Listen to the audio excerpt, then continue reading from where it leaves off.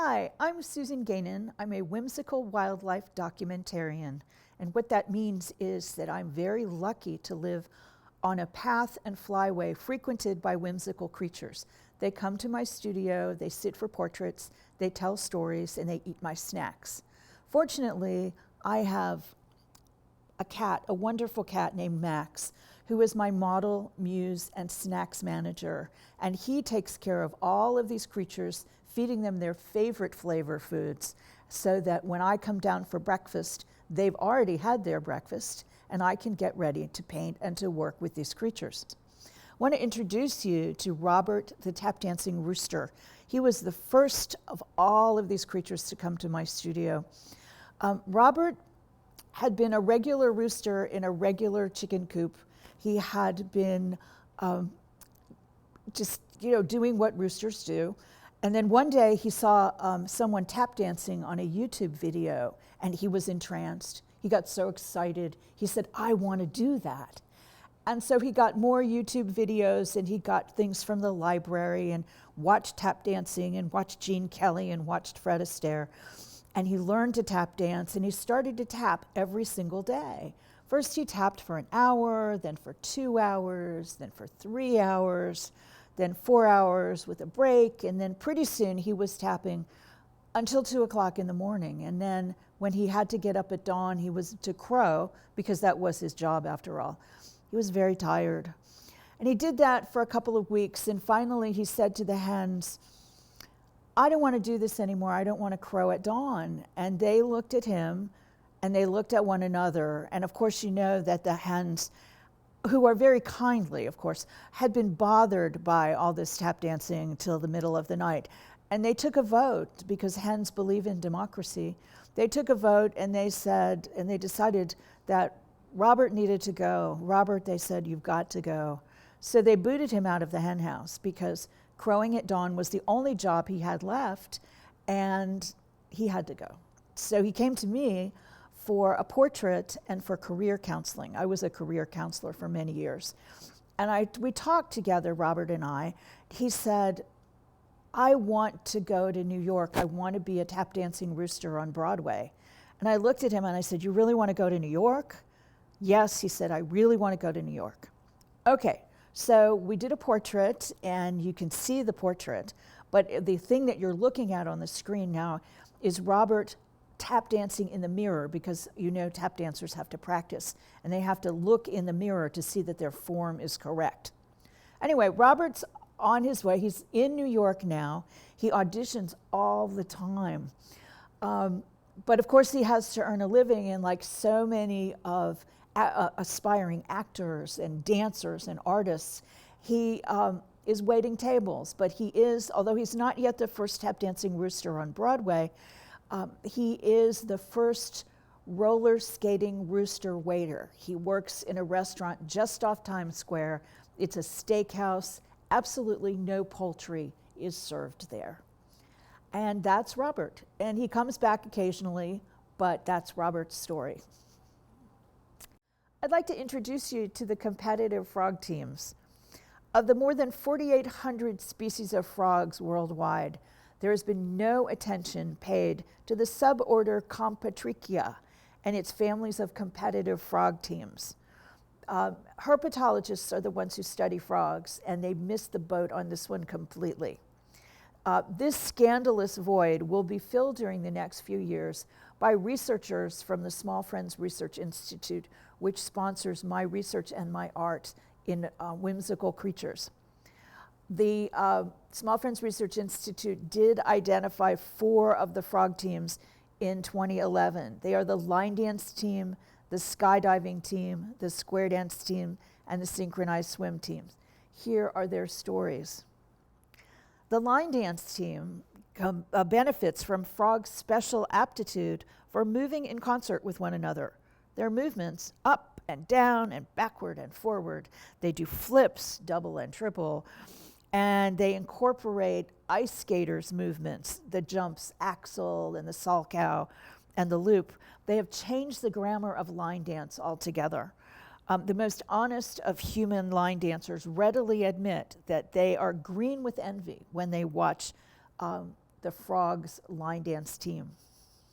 The skydiving team competes against other amphibians and flying squirrels in 3 World Tiny Shoot Association competitions. The first is formation. That's where teams compete against the clock in geometric freefall formations. The second is free flying.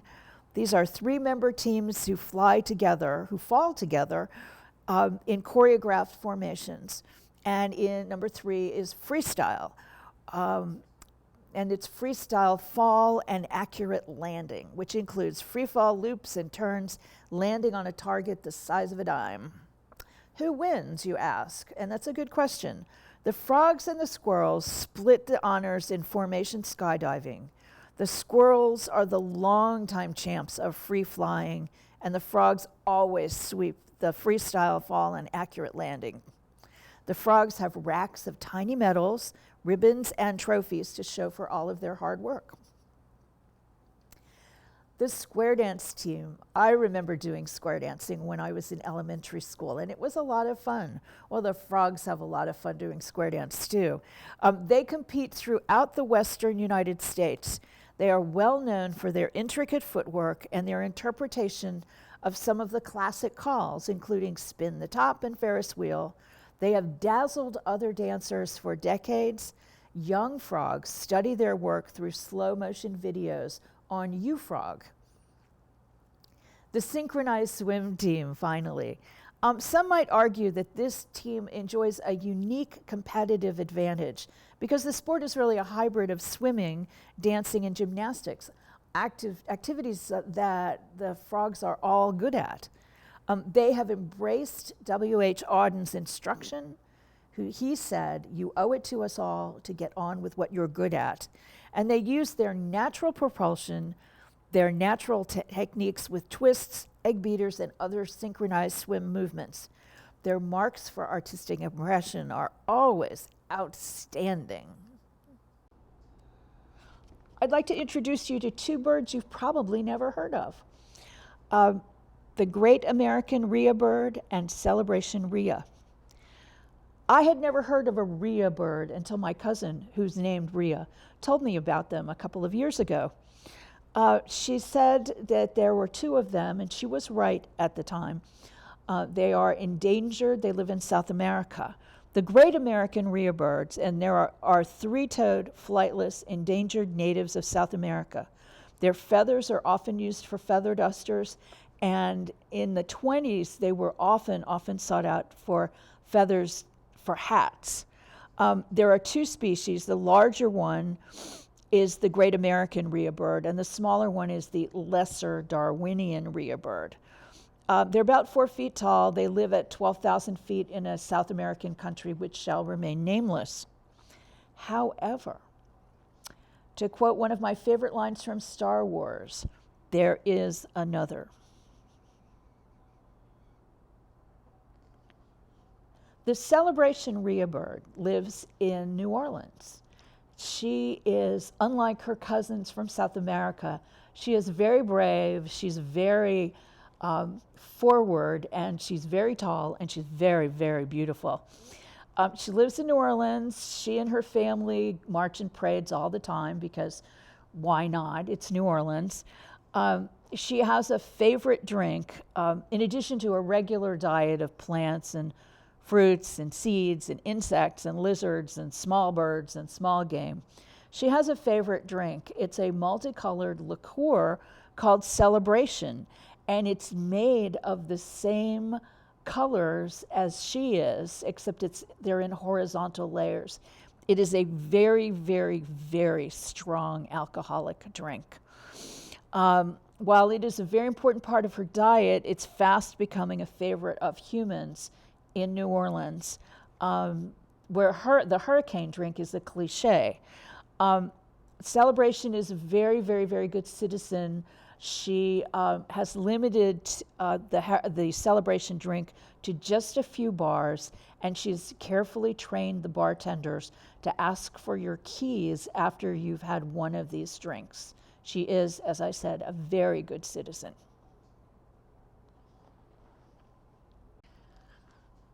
I first saw the great leafy bunny of New Hampshire out of the corner of my eye.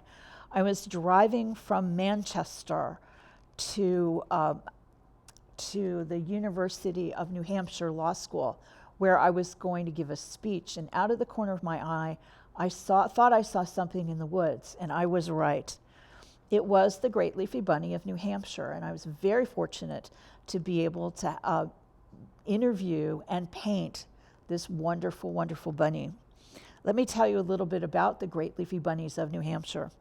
They live in the kindliest spirit of their very distant cousin, Bigfoot.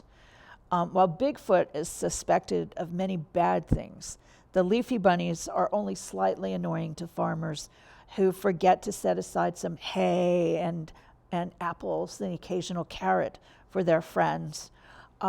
Because they range between 3 and 5 feet tall, the leafy bunnies provide excellent protection for farmers. They protect them from marauders, including predatory birds and small children who love to find apples and other things in orchards.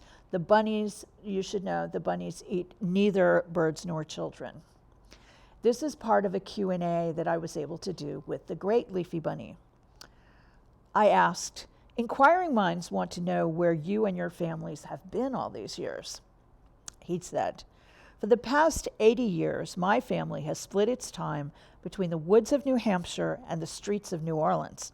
We protect New Hampshire's woods and fields in the late spring, summer, and fall, and then go south for the winter." "How have you and your family escaped the notice of intensely curious humans?" He replied, "Outsiders come to New Hampshire for 3 things. They come to see leaves, and our fall coloring is complete camouflage. To ski, well, by the winter, we're gone. And even if we stayed, the skiers who look in the woods instead of looking at the trails are dangerously crazy. And 3, they come to eat. Who looks at the woods when his plate is loaded with pancakes and local maple syrup?" New Hampshire natives, he added that New Hampshire natives are very private people. They would be as unlikely to invade our privacy as we would to invade theirs. Our state motto, "Live free or die," translates easily into "mind your own business." "What do you do in New Orleans?" I asked. "We enjoy New Orleans' excellent winter weather and exuberant street life. We need no camouflage for parades, street fairs, and farmers' markets. Who's going to notice tall bunnies in New Orleans?" We also hang out with other small friends who either live here full-time or who visit New Orleans, including Sam, the snowy owl, who came to Mardi Gras and never came back, and Celebration Rhea, who is a beautiful tall bird with an excellent drink. The dancing lobsters were missing from the 12 days of Christmas. Think about the 12 days of Christmas. I'm going to tell you how it is that the 12 days of Christmas does not have any lobsters in it. The origins of the 12 days of Christmas is very murky. That song's origins, very, very murky. Bits of its history are included in a printed game from 1780. And there is textual evidence that leads to convoluted controversies about multiple French and English versions.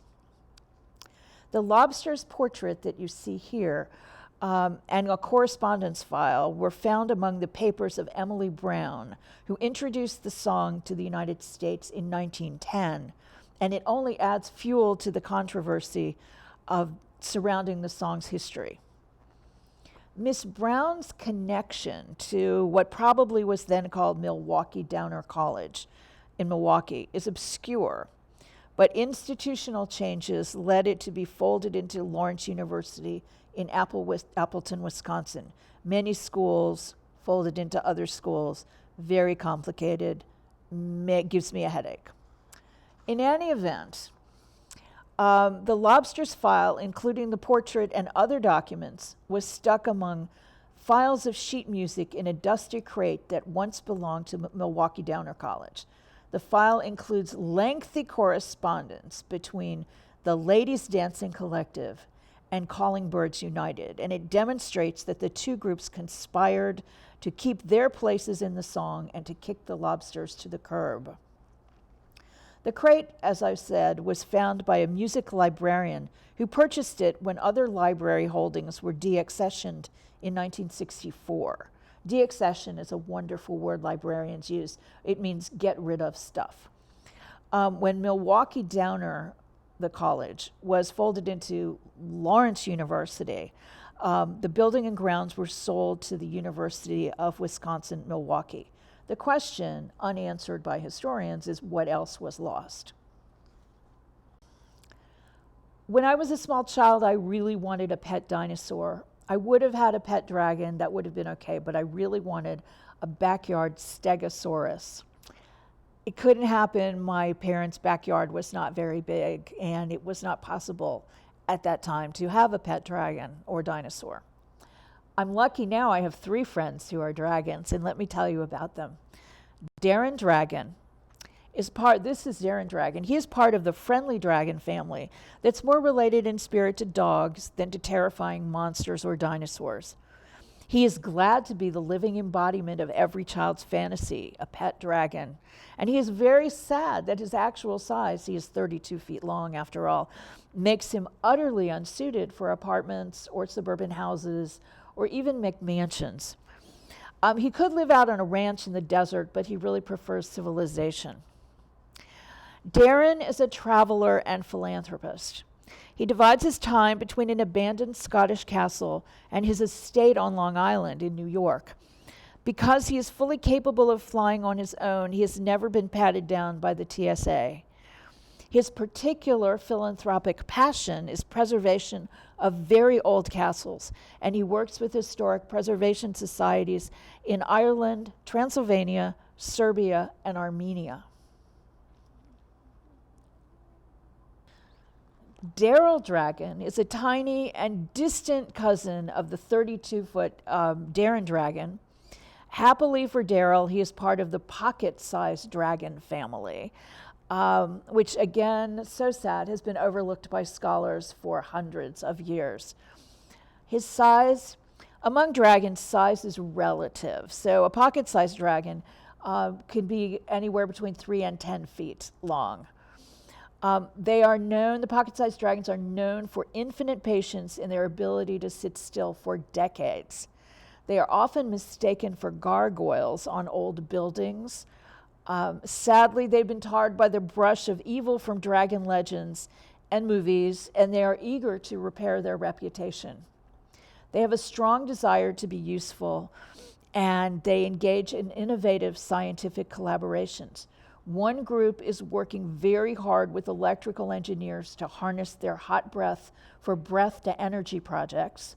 They hope to have worked out the technical issues by 2018 and to find venture capital funding. Others are working with chemists to reverse engineer their hot breath into cool tools for fighting fires. The Grand Green Dragon is one of my favorite friends. I don't see him very often, but when I do, it's lots of fun. I finally captured him in watercolor. I got him to sit for a portrait. He's very, very shy. He has lived for centuries near Mount Everest. He ignores the political boundaries and rambles across the mountains in the disputed borders of China, Tibet, and Nepal. He watches out for climbers, taking care to prevent avalanches that might injure human visitors to his part of the world. In addition to taking epic long walks, he loves skydiving through lightning storms. That would scare me to death. Climbers who pay close attention may see evidence of his dramatic fire dragon breath, which resembles an exquisitely beautiful combination of lightning and the aurora borealis. The humans who have observed it agree that it is among the most beautiful things to be seen outdoors. Now, about dragons, there's not a lot of sound academic research that's been done on dragons, but one excellent book is called Dragons: A Natural History by Dr. Carl Schuker. He shares his research on dragons and dragon lore from the ancient history of every continent. It's a wonderful book. You should go and find it.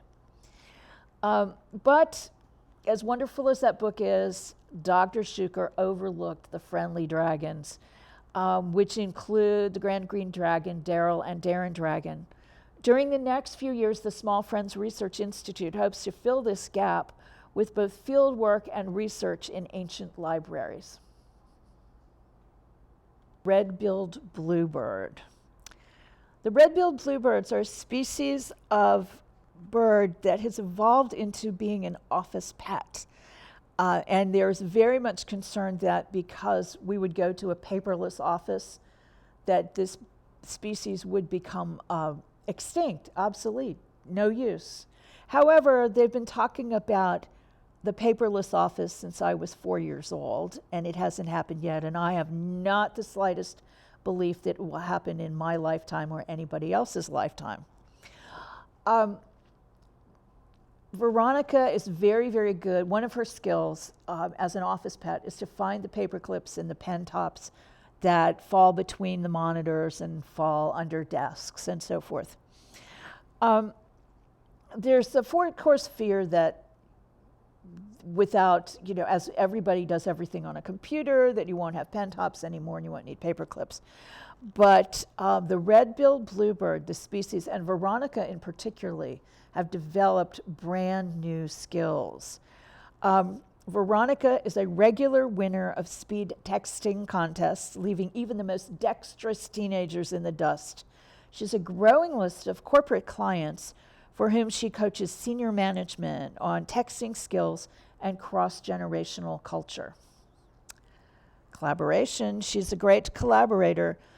Because of their congeniality, their size, and their flexibility, Veronica and the small friend Bessie the bead-bellied blockfeather are developing a new industrial espionage enterprises. Their services will include flying through windows and ventilation shafts, hiding or retrieving microchips or microphones, and departing without leaving footprints. They both have very high security clearances.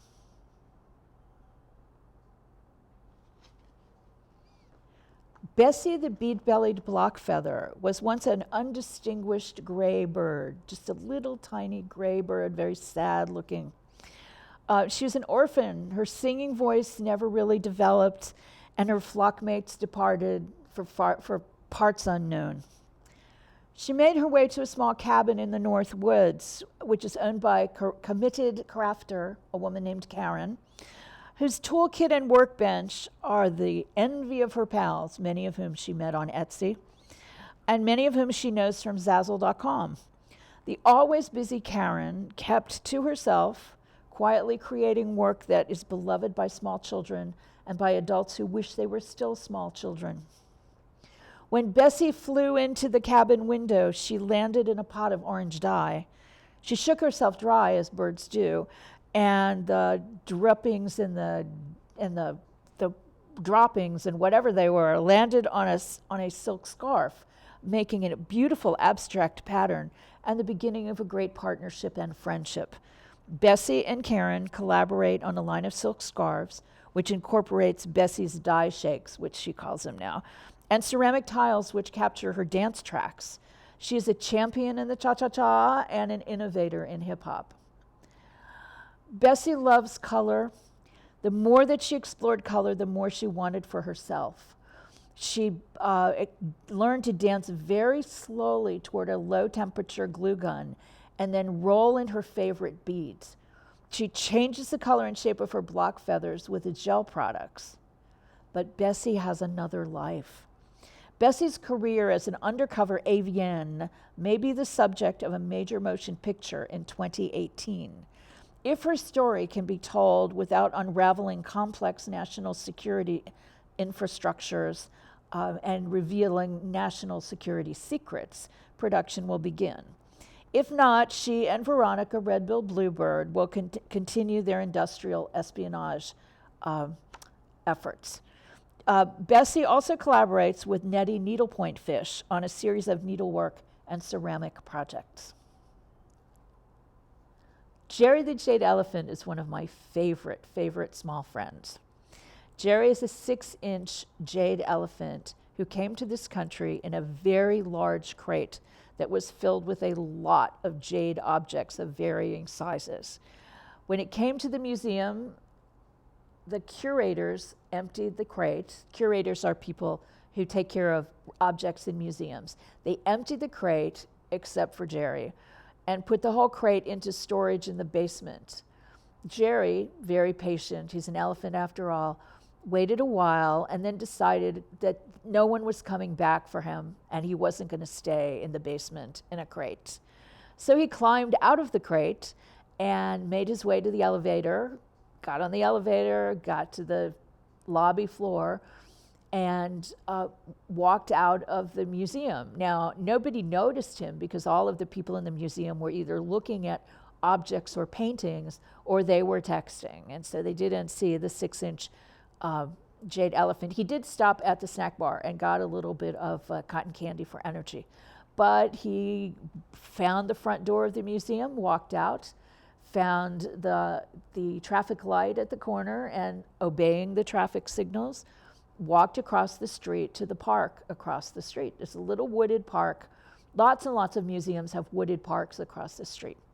So Jerry walked into this little wooded park and started to make friends. There were small friends just his size. There were rabbits and chipmunks and tiny squirrels, and he made friends with them. They laughed a little bit at his voice, and then they grew to love his trumpety sound, his little tiny tinny trumpety sound, because it scared away their predators. He did not make friends with owls, and he did not make friends with eagles, who often came to this park to snack on his friends.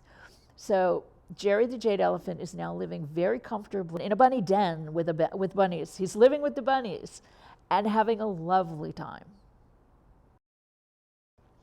To quote one of my favorite lines from Star Wars, there is another.